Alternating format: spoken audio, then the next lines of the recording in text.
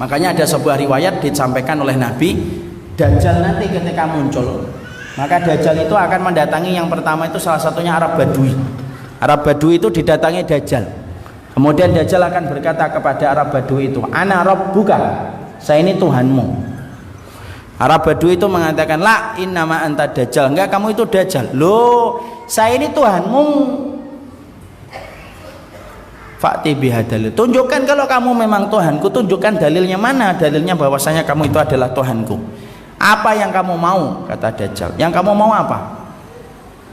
Yang saya mau bangkitkan orang tuaku hidup dari kuburnya. Nah, itu kecil, kata Dajjal. Kemudian Dajjal memberikan perintah kepada jin yang setia mengikuti Dajjal, serupakan wajahmu dengan wajah orang tua Arab Badui itu, dan kamu seakan-akan bangkit dari kuburannya mereka. Langsung setan mampu melakukan itu, masuk ke kuburan orang tua Arab Badui itu, menyerupakan wajahnya dengan wajah orang tua Arab Badui itu, kata Nabi. Bangkit dia dari kuburannya, menemui Arab Badui itu yang sebenarnya itu adalah jin, bukan orang tua aslinya. Maka orang tua itu berkata, Nak, ini adalah Tuhanmu.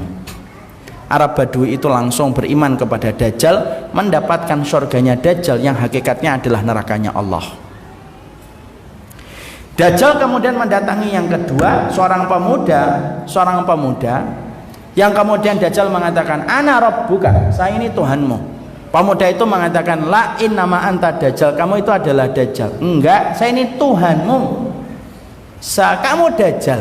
Kemudian pemuda itu dibunuh oleh Dajjal, disatukan kembali setelah dipotong tubuhnya, disatukan kembali setelah dibunuh. Kemudian kembali mengatakan, saya Tuhanmu, saya bunuh kamu, saya satukan kamu kembali.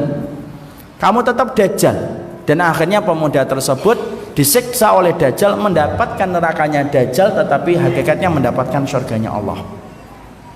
Para ulama ketika mereka menjelaskan hadis ini kepada kita, mereka menjelaskan kenapa Arab Badui tidak selamat dari Dajjal, kemudian anak pemuda tadi selamat dari Dajjal. Karena Arab Badui tidak ngerti ilmu, adapun pemuda tadi ngerti ilmu. Ketika dia faham bagaimana sifatnya Dajjal, ketika dia pelajari bagaimana Dajjal itu dan fitnah-fitnahnya, maka dia tegar mengatakan itu Dajjal, walaupun Dajjal itu berusaha untuk menipu dia dan berusaha untuk kemudian menipu dia dan mengelabui apa yang dilakukan oleh pemuda tersebut. Nah, itu Pak, ilmu. Makanya menjadi keluarga salimah itu kemudian tidak boleh jauh dari komunitas ilmu.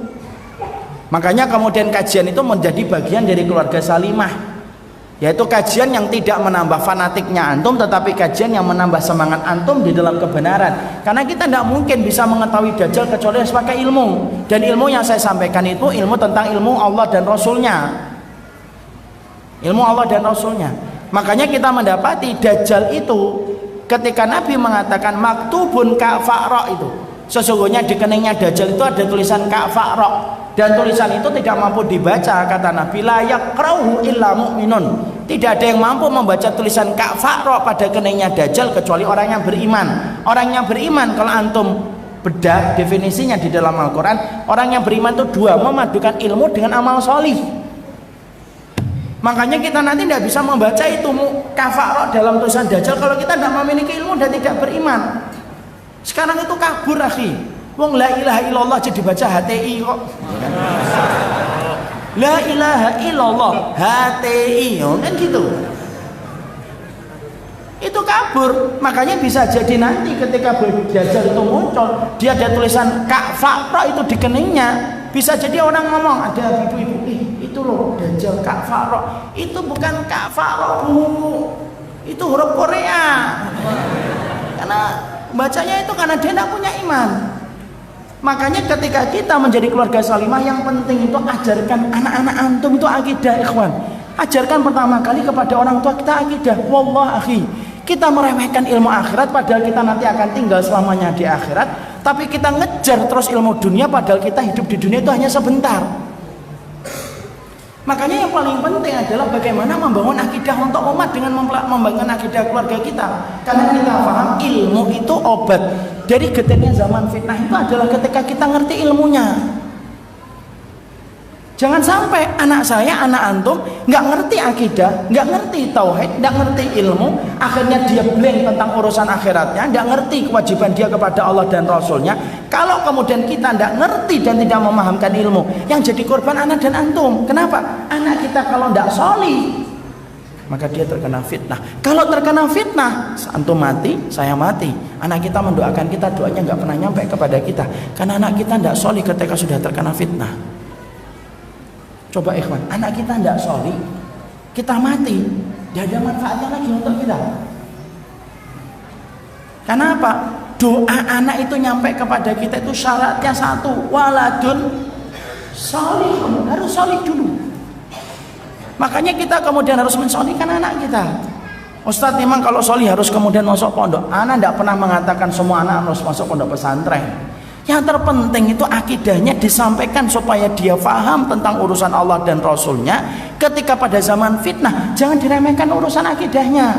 Dan maaf, jangan menjadi orang tua yang sifatnya itu kayak pemadam kebakaran. Tahu pemadam kebakaran sifatnya orang tua itu?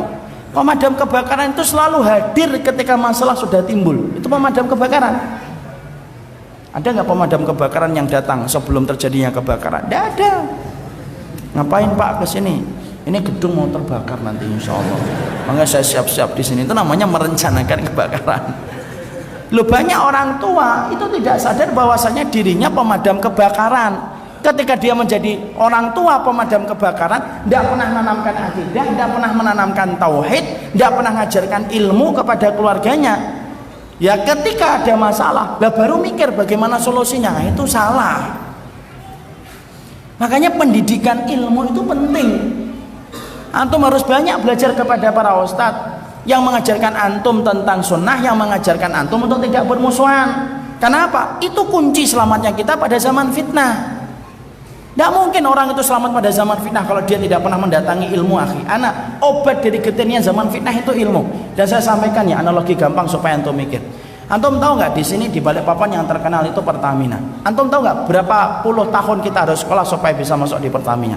6 tahun SD, 3 tahun SMP, 3 tahun SMA, kuliah 4 tahun.